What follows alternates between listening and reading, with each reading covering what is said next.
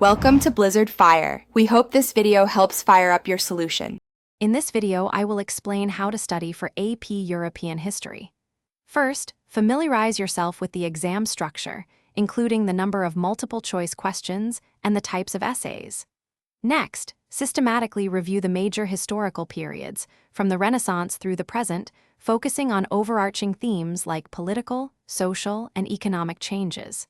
Finally, dedicate significant time to practicing with official past free response questions to understand expectations. To master the content, begin by creating comprehensive outlines for each historical unit, summarizing key events, figures, and concepts. Supplement this by making flashcards for essential vocabulary, significant dates, and influential individuals. Crucially, don't just memorize facts. Actively seek to understand the cause and effect relationships between historical developments to build a deeper, more connected understanding. Effective practice is vital.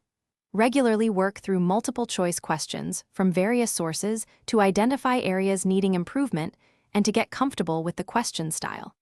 Practice writing timed essays, especially for document-based questions and long essay questions, adhering strictly to time limits.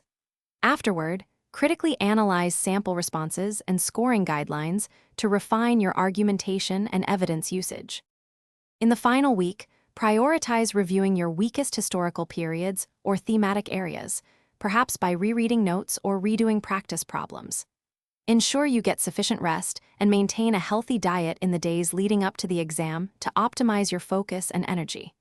Remember to check the description for a link to the Echo Dot smart speaker and other great deals. Arrive early on test day, stay calm, and trust in your preparation. Thanks for watching. If you found this helpful, don't forget to like and subscribe.